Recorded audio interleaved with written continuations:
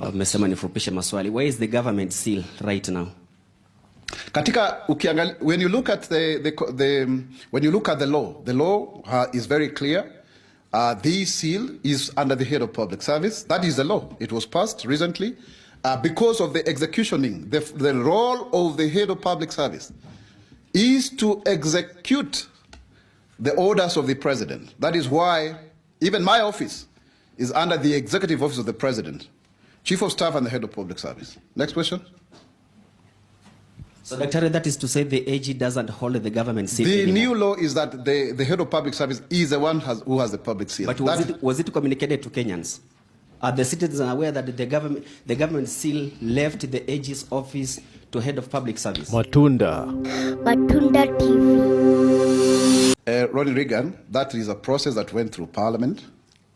The law was passed. There was public participation. When was that? Sometimes last year. So let us maintain that way. You can confirm with the Hansard. You can confirm with the proceedings. There was public participation.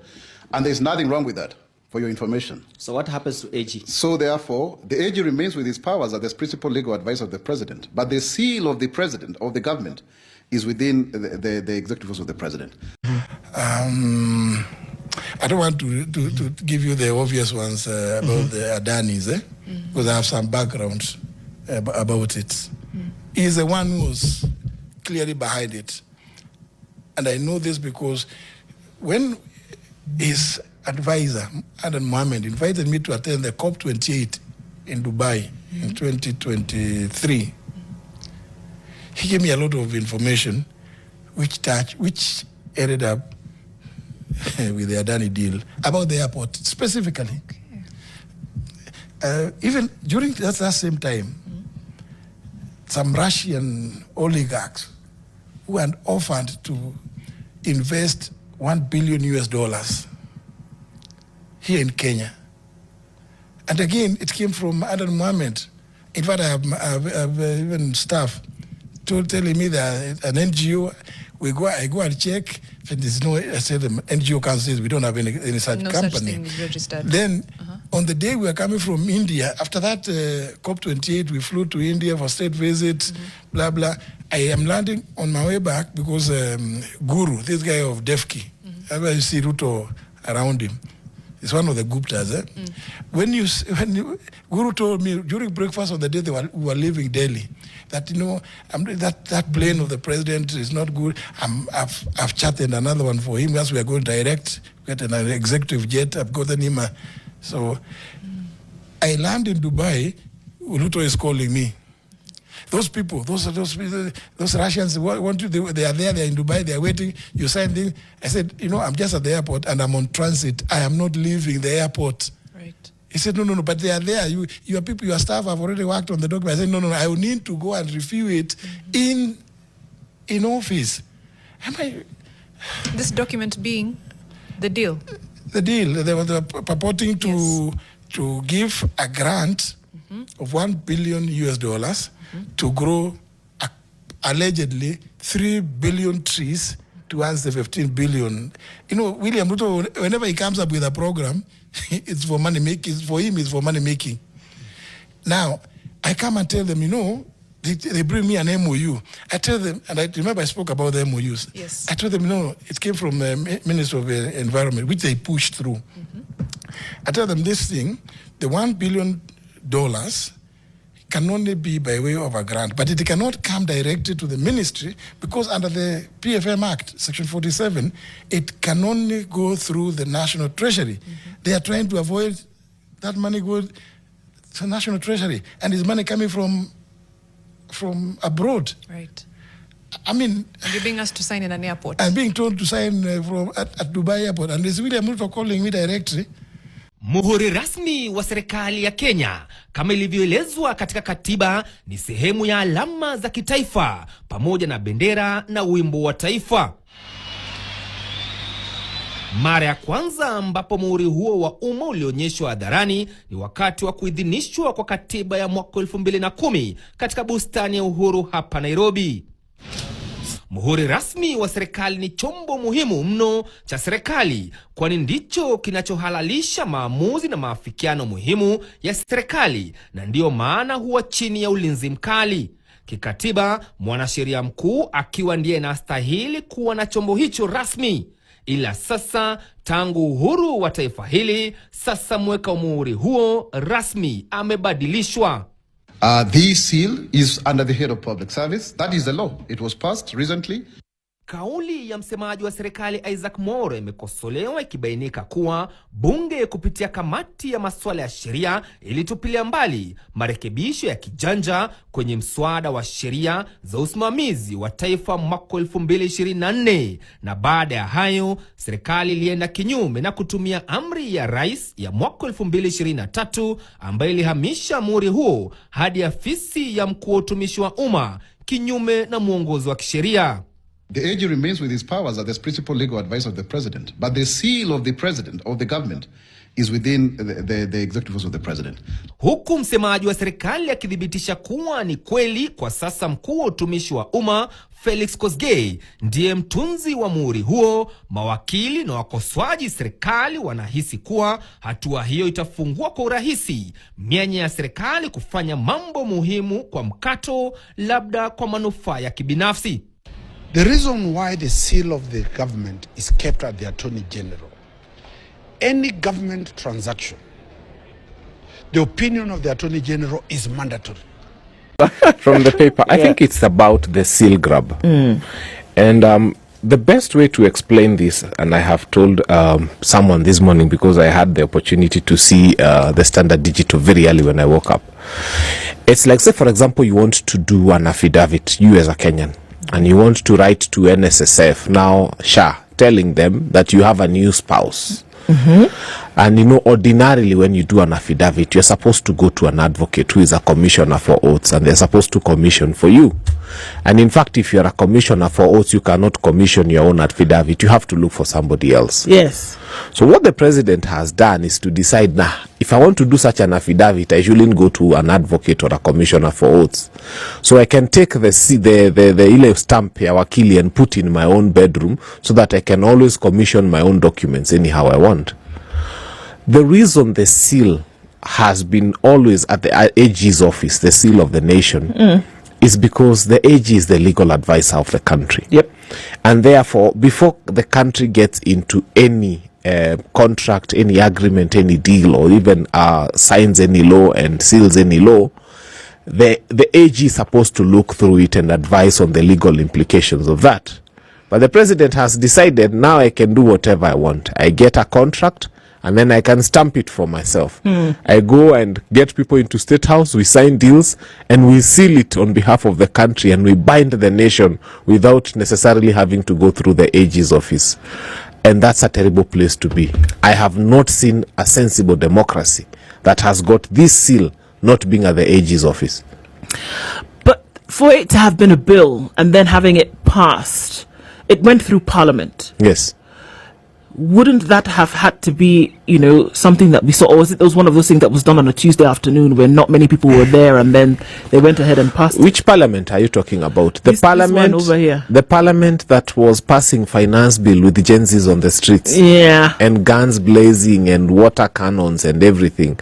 And the president telling them, pass it, you must pass it, and they pass. And then people die, and then the president calls them criminal, they clap for the president. And then the following morning he says he has withdrawn the finance bill, they clap for the president. That's the parliament you're talking about.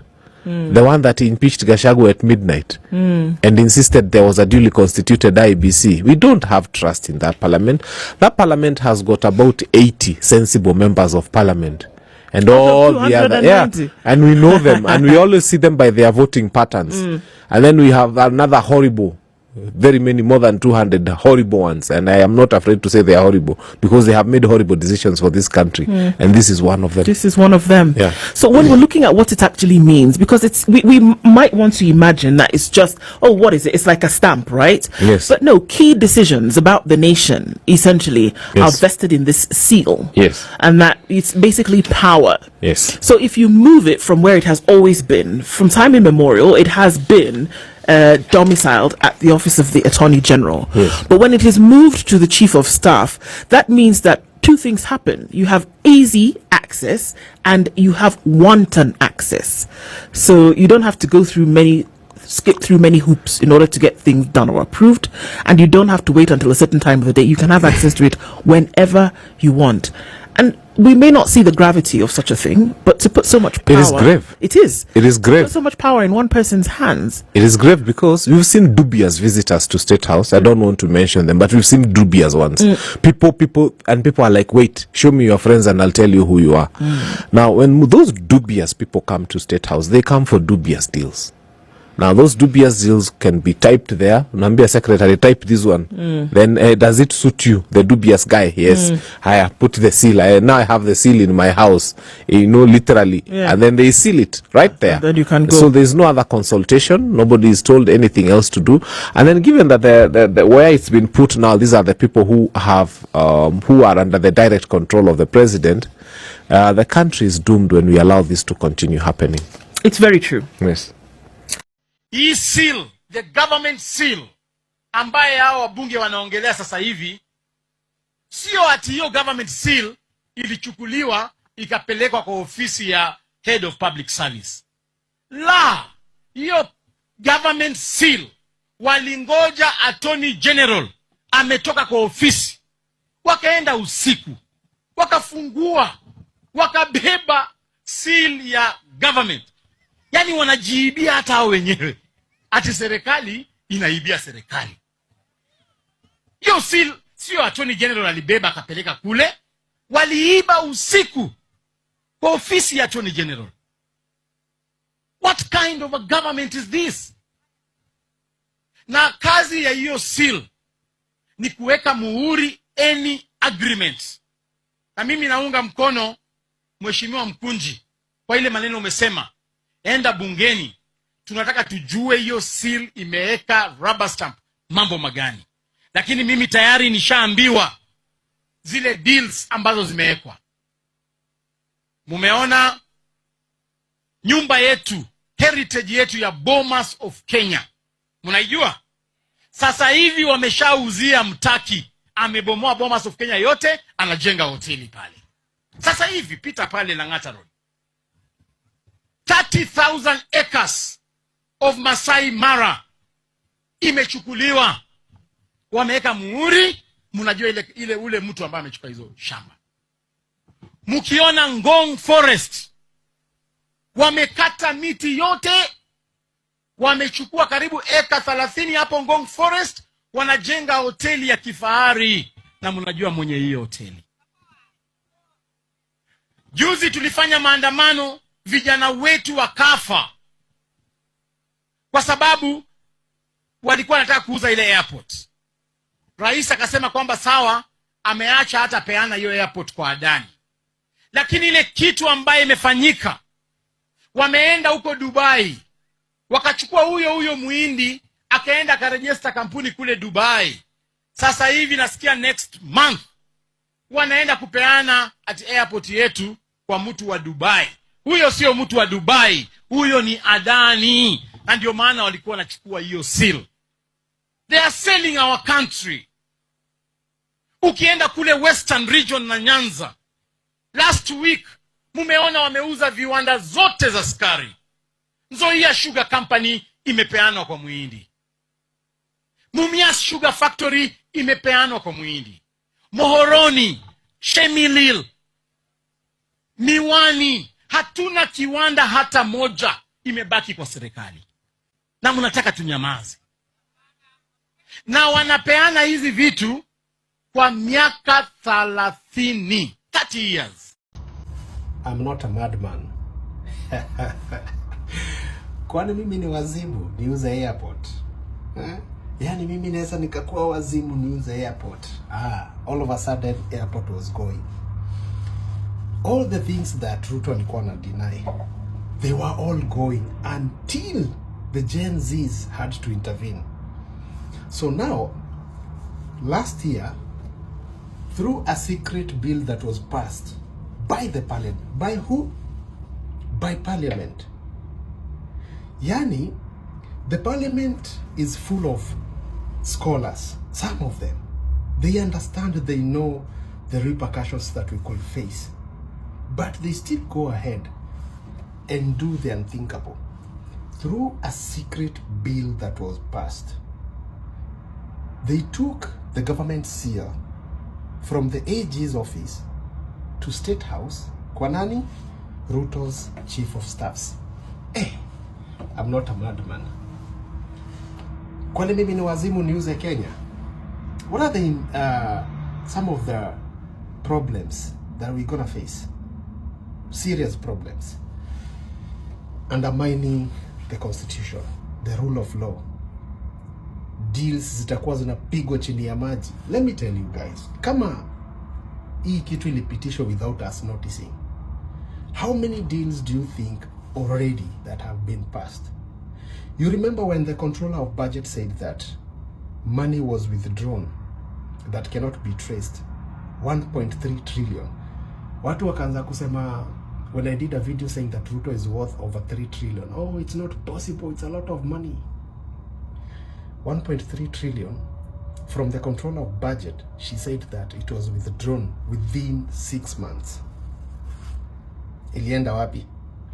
Now, it's even worse because they have the government seal, meaning that they can do all kind of shoddy deals without passing through parliament, without intervention of the AG, just Ruto and his people. Yani wanakaa tu wanamaliza deals, whichever it can be. Because tell me, this is something that through the history of Kenya, we haven't seen before happen. There's no president ever took the government seal from the AG to his own bedroom. Kenyans, do we really have a country? People like Ibrahim Traore, they are fighting as much as they can to fight imperialism, to fight neo-colonialism, to try and uplift and grow their country from the effects of colonialism. People like Ruto, they are taking us 20 years back, selling our country, our dignity, and everything else that we fought for when Kenya fought for independence. I'm not a madman. I'm a Basil.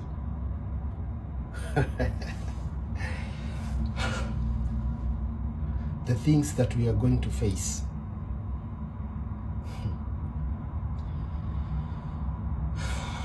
Na wameshikana na Samia Suluhu na M7. They are forming a cocoon of 3 goons purporting to be leaders.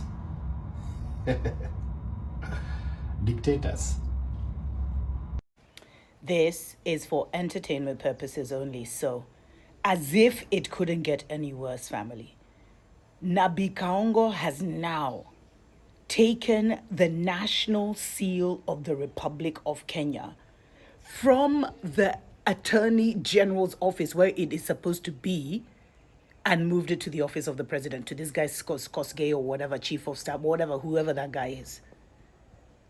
So when guys say all kinds of deals are being signed, and that even the ADANI deal and stuff, those things were signed, sealed, and already being delivered, guys are taking it as a joke. And these guys are doing this now in 2025. They think it's the 90s and they can sell Kenya how they want, and they can make all the deals, and then they're gonna come and continue living here.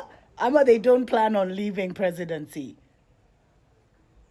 Choices are gonna have consequences. Like, you can't do this. Come on.